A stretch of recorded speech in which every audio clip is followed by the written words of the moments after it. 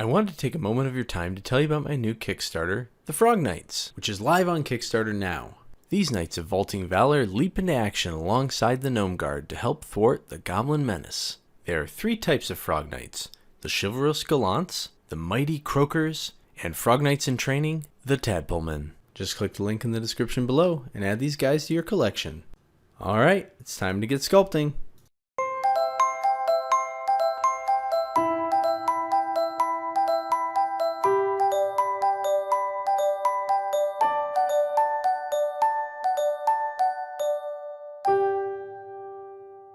Alright, I'm back again with the continuation of my little diary journal of my process of sculpting the Frog Knights. So it's been a little while. I've been able to get work on them a little bit here and there, but I finally got to a place where I can show a little bit of what I've been doing.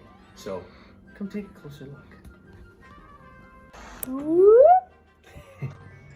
Alright, so here we go. What you see here, we've got, I went ahead, when I first started this, I put the original Sir Frogsworth in here, and one of my, whoops, somehow my touch got turned on, and one of my one of my goblins. This is just to kind of track for size here, and I do like the Sir Frogsworth look. I really like how that figure turned out, but there are a couple issues and things that I wanted to update and resolve for the Frog Knights going forward. Do you want to know what they are, Amelia? Sure. Okay. Well, on the original Sir Frogsworth, his arms are actually extremely thin. I remember that. You can see that right there. They're actually, yeah, pretty much as thin as the goblins, but he's a bigger figure. So if he were to hold this sword, you know, out like a... He'd look like a worm holding it. Yeah, and it would be too weak to stand up to much scrutiny, or you know, durability. The other thing is, as I was drawing and concepting these, I kind of started to morph. You're fine. I was starting to morph my style of what I wanted these guys to be. So, as you can see here, this matches a lot closer to the concept art that I've been working on. So it's kind of similar in this vein, but you know, it's a little bit more squarish in shape, and the eyes are a little bit more pronounced. Yeah, but this was still a little too far in the wrong direction. The eyes are way too big. Looks a little bit goofy. In my opinion, that looks like a toad, and this looks like a frog knight, and that looks like a cat mixed with a savage. All right, well, let's go to the next part right here. Oops, that's the word. Here we go. So here's where I adjusted the head. I got it much more in line. The eyes are still a little bit bigger than the original Sir Frogsworth, but the head, it doesn't look like it's kind of in a different scale. Now there's still some proportion problems that I was dealing with here. Sure, his hands are huge. Yep, his hands are huge. You can see they're you know, I haven't put the feet on yet, but his fingers are you know, touching the ground. Just little. It's not a bad look, but it's not quite what I was going for. It looks like he kind of looks like a robot with the lines in it. Oh yeah, that's because it's low res. All right, so this is the next adjustment. Let's see, is that, yeah, his hands did get a little smaller. You can see, so the fingers do almost get to the bottom, but the size of everything is much more closer and in line with what we have here with Sir Frogsworth. That is my 1mm reference cube. So this helps keep me grounded in the real world. So I know that if this was printed out for real, that would be 1mm. Make sure that I can keep everything in proper scale. Got it. So you can see I've thickened the arms here. Obviously, this part is still fairly thick, but this is the key point that needs to have some more structure if this character were to have more dynamic poses. And then I've got their feet there. And then lastly, before we head out, I'll show you I've started to add some costuming. So that's really cute. Thank you.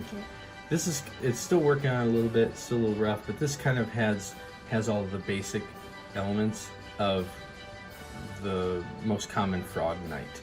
So you've got his helmet with a couple little embellishments, cuff for a glove, breastplate. Kind of like medieval, not like super fancy, like simple and ready to fight. That's right.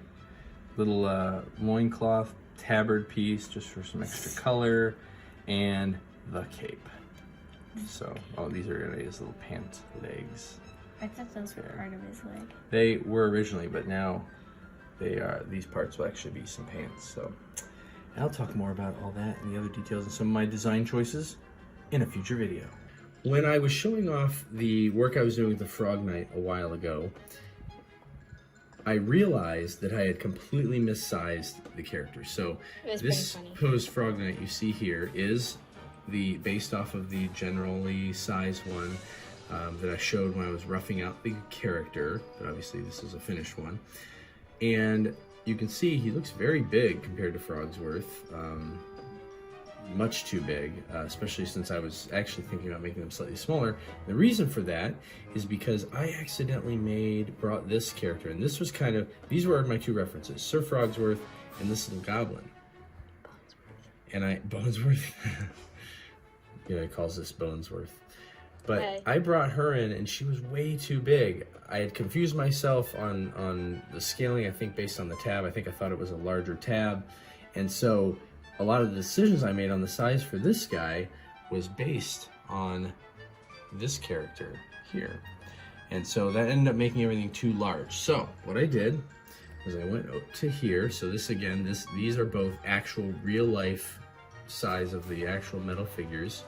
This is the rough version, full size. You can see very, very big, way too big, especially now that you see the comparison. And I'll put up an image that shows how they originally compared.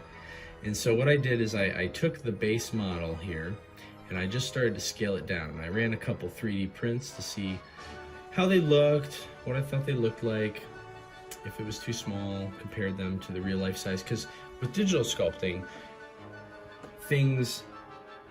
it's hard to tell. You know, I can clearly see that these are smaller, but when you see them in real life, it's much easier to understand how they're going to look on the tabletop.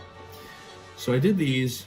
They were okay, but still not quite right. So I ended up doing this next set here, and then I ended up finally getting to a good finished size.